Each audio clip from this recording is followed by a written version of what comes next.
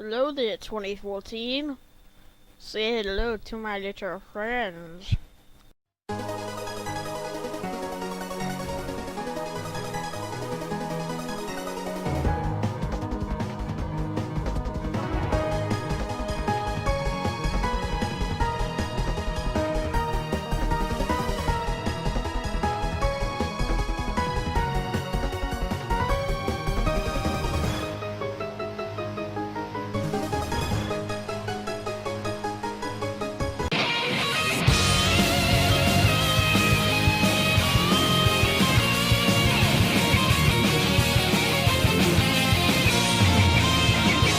Let me tell you a little story. When I got my Wii U, I decided to get a new game for it. I was a fool. Instead of getting a digital copy, I had a disc copy. I'm eternally ungrateful. New Super Luigi, who is my, well, least favorite game I have for my Wii U. Just that not that appealing. Eat your heart out, CJ. Okay, why is this game slow? Simple. It's a clone of Mario U. You wanna know why? Because they use the same freaking map. But as long as it's a little different, it's okay. And the level design in this game is, well, not only is the world map derived from Mario U, its worlds have the same theme. I wouldn't mind some variety, but no. They have to keep everything virtually the same. At the beginning of each level, you get the 100-second marker, which means, you guessed it, you have 100 seconds for each level. Difficulty spike much? But it's okay. The levels are built around it, right? Right? Well, for the most part. Now for the real game changer. The gameplay. The gameplay is reminiscent of Luigi's movement in Mario 2, with the exception of picking up vegetables. That was fun. So, Luigi, the two Toads, and Nabbit, that's right, Nabbit, as a playable character. Okay. Anyway, Luigi can jump higher than Mario, but has a farther slide than Republic in Red. As for the bosses, meh at best. They're pretty easy with Luigi's jumping tactics in mind. The music is the new Super Mario Bros. Norm, with the new tracks from Mario U. Overall, an okay game. Why it's at number 10 beats me. The real question is, how the heck does Luigi go from secondary side to heroic superhero? How? Nintendo? I demand answers. And pizza, but mainly answers.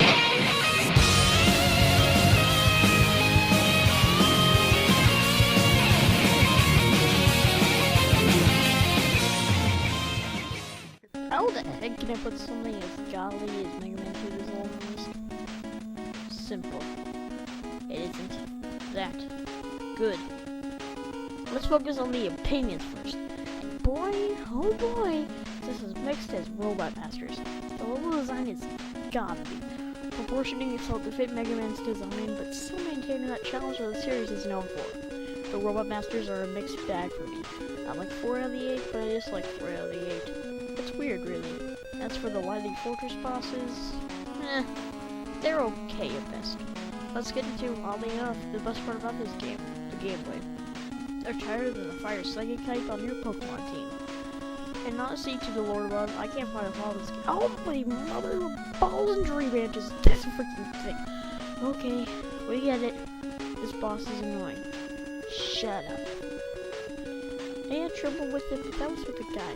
A freaking guy! Besides that, though, there isn't anything I can find wrong with this one. And maybe that's the way it's supposed to be. A bunch of good things for a glaring flaw. And thus, the children rejoice. Now, how about a revival? Yeah!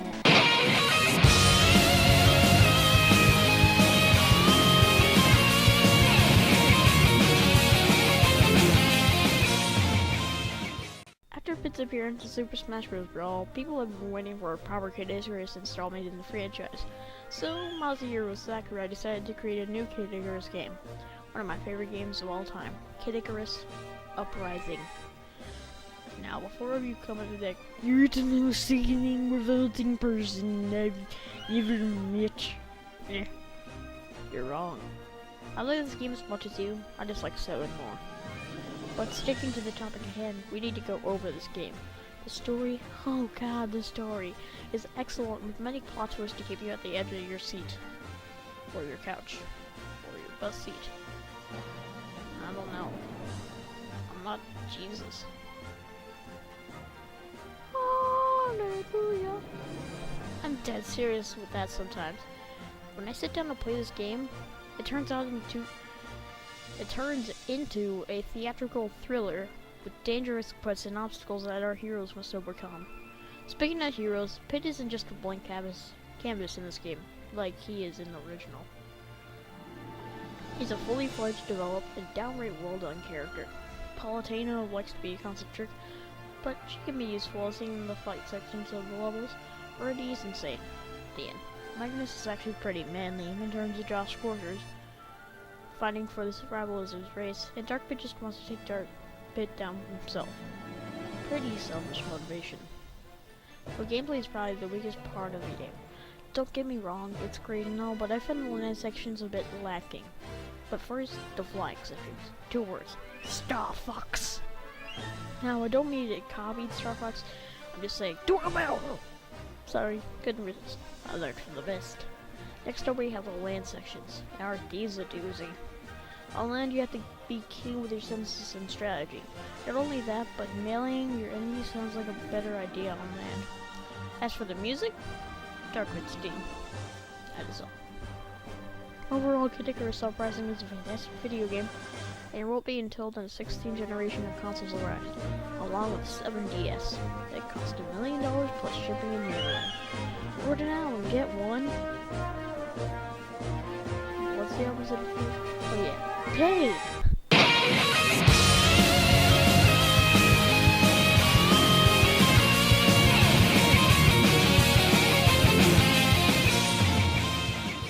Yes, I put New Super Mario Bros. U over New Super Luigi U.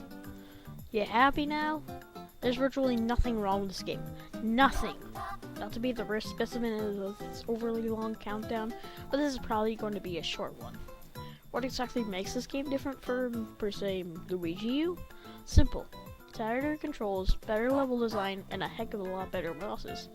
I know that's not saying much, but still, it has to have some other redeeming qualities that puts it above the almighty Uprising. The challenge is, unlike the previously mentioned 3DS title, Mario U has a slew of things to do in its challenge mode, from grinding for 1-ups to speedrunning a level.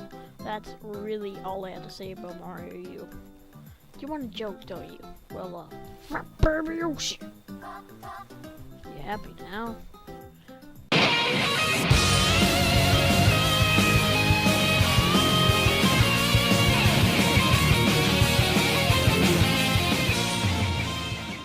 I've never really played a certain Nintendo franchise till this year, and that franchise is Animal Crossing. Ever since the GameCube era, this franchise has been dominating simulation titles. Animal Crossing New Leaf is a great game with tons of things to do and see. For sheer examples, you can put a garden plant shop, you can garden, plant, chop down trees, shake damn trees, upgrade your house, go to an island, just to name a few. Whoa. That's a lot. But wait, there's more. This game also has a great online multiplayer, but you can do everything you can do in single player, but with your friends. That wasn't that nice. Not to mention the customizability. You can customize your house, your appearance, your city flag, your town thing, your freaking bathroom! See what I mean? It's amazing. It's huge. It's fun. It's Animal Crossing New Leaf. Not to mention you're the mayor, but alas, we must get on with the countdown. Onward, my seed. You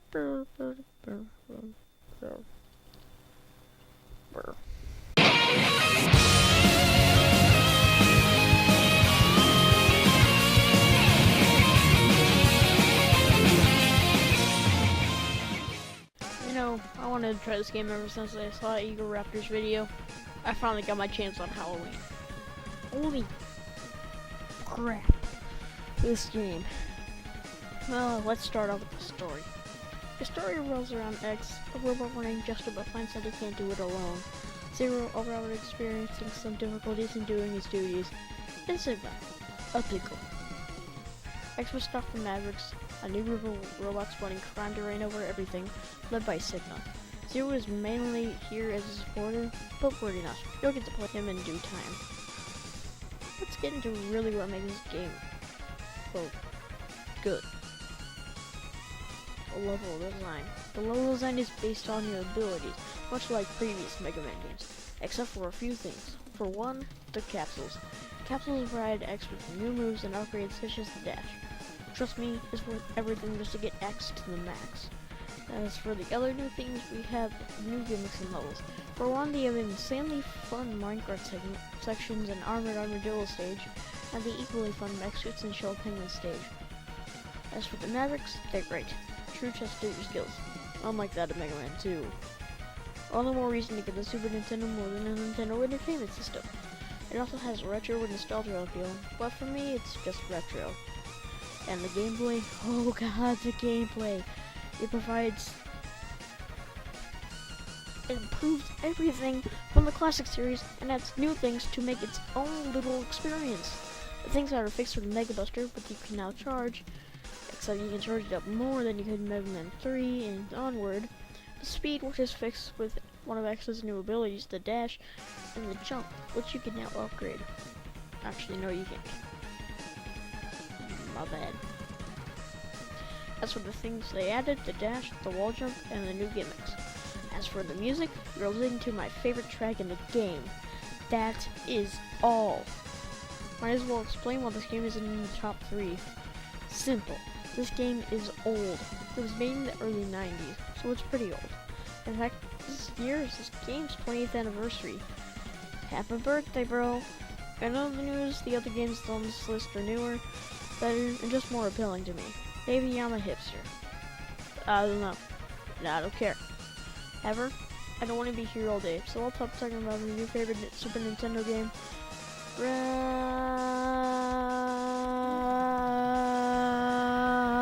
off.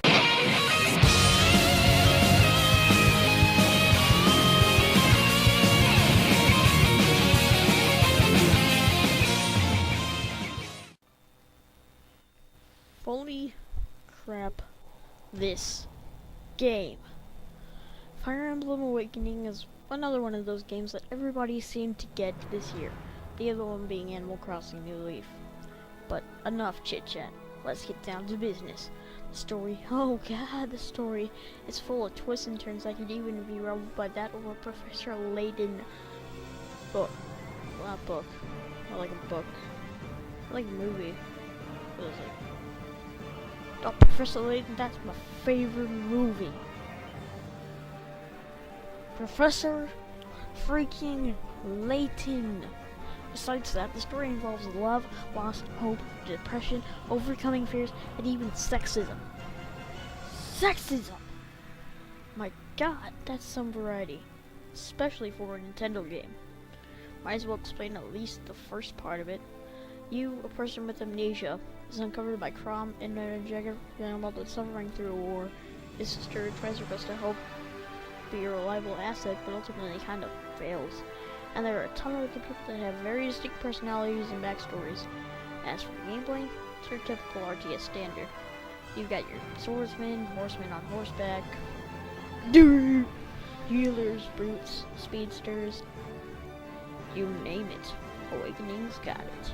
And the music, oh good god, the music is among some of the best I've heard in the 3DS so far. Rather the likes of Kingdom Hearts 3D. Yeah, it's that good. And if you don't believe me, there's a free demo on the eShop, so check it out. The game is also chock full of memorable moments, possibly the most moving death scene in video games. Yeah, it's that kind of game. One that only comes once in half of a decade. I'm serious. Early 2000s we have Wind Waker, late 2000s we have Bioshock, and early 2010s we have Fire Emblem Awakening. Booyah.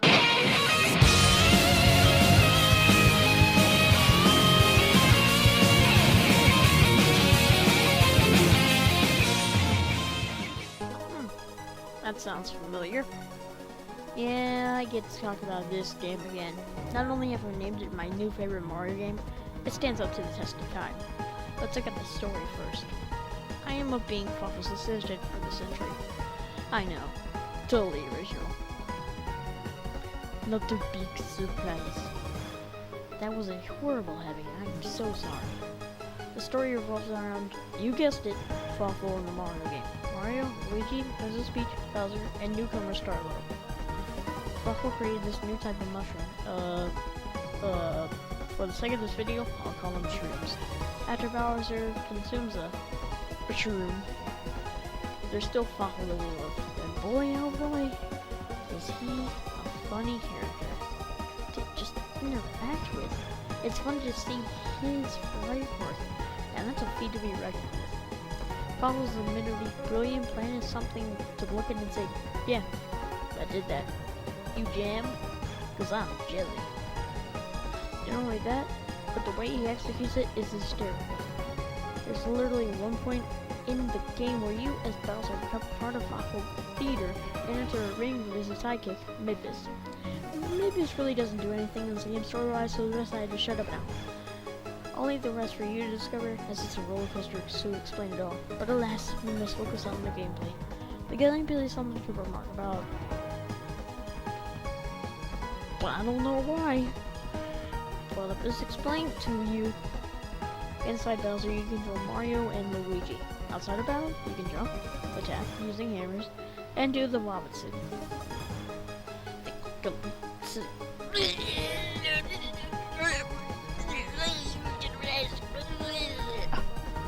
But that's just the thing. This game is an RPG.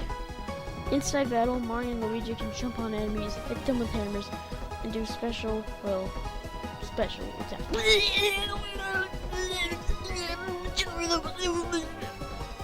This includes fireballs, spring hats, and even getting fatter. Now that's creative. But we're not done yet. Not even close. In this world, you can control, get this, Bowser. When you're playing as Bowser, you can punch, breathe fire, roll, and body slam. In battle, you can breathe fire, punch, and use more special attacks using Bowser's minions. You can use Goombas, Koopas, and even more Goombas. That's fun. As for the music, do I even need to explain why it's so good? I mean, it's my freaking intro theme. Not to mention the game is full of tracks like these. Now let's put this into perspective. This game has great control, an awesome story, and terrific music. Why is it only number 3? Well, there has to be something wrong with this one, and that would have to be the presentation. Don't get me wrong, the sprite work is fantastic, but since it was on the DS, it doesn't even compare to the next two games' graphical styles. I am a being Puzzle assistant, and this game gets a fair number 3 on the split. Split. A fair number 3 spot on the split. That's funny. Laugh!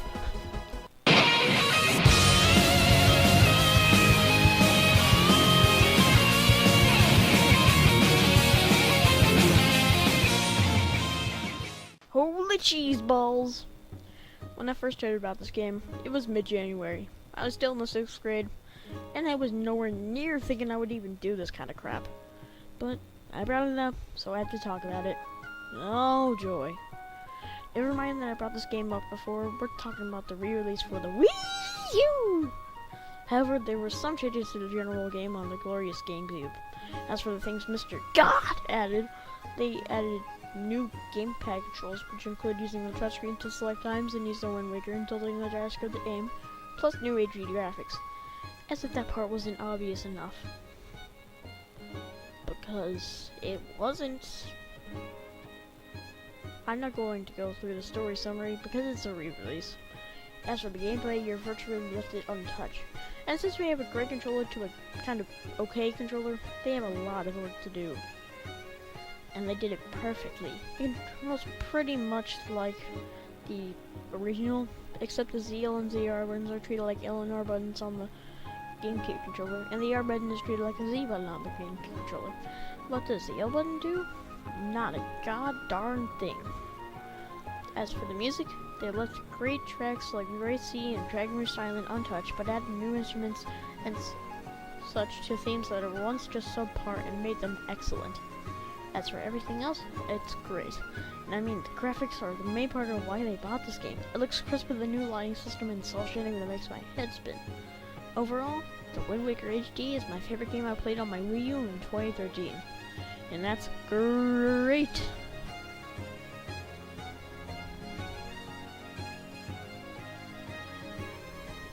Buying television.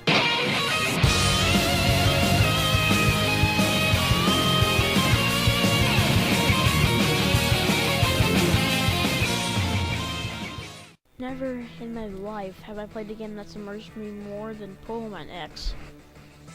Or Y. I love this game even more than my favorite generation of Pokemon Gen 5.